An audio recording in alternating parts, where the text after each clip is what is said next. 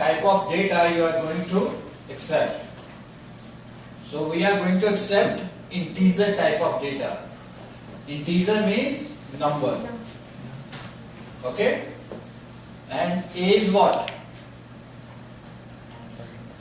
A is a variable. A is a variable in this program which will contain the value. Value is 12. Whenever you will see this kind of statement, means this is a combination of three things. First, data type, then variable, then value. Okay? Now, after that, I have used if. If A is equal to 12 means if A is having 12 value, then it shows value of A is 12. Fine. If I will execute this program, so what it shows? Value of A is 12. Because this condition is true. A is equal to 12 is true. If I will write 10, this program will work? Yes. It will work or not? Yes, No. it will work. No. Sorry, I have to save this again.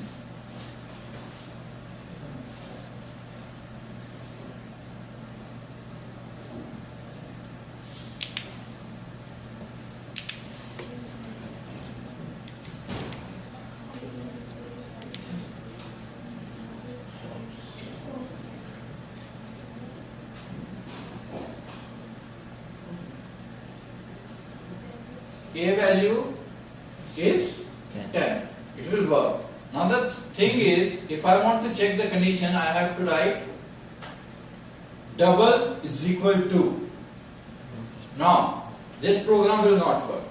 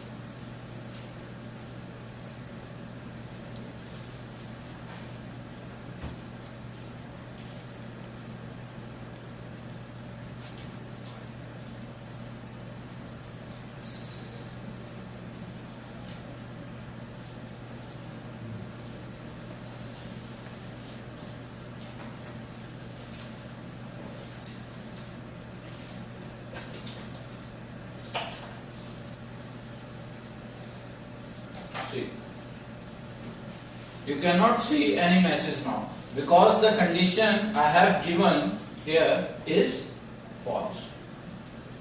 A value is 12 and I am checking if A is equal to 10, then it will show this message. So this condition is not true now. This is a false. That's why you will not be able to see any message over there.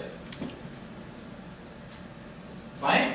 Now if I want to see any message, like this message I would like to print, then my condition should be satisfied.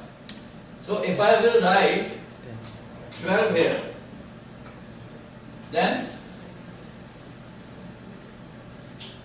always it asks for save as. So now this message will print. Value A is right. This is a simple if. This is a simple if. If I want to write another statement like else, fine. In else, I want to print another message.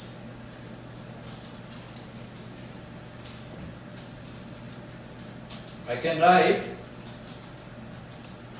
value of print A is wrong. So this time what will happen?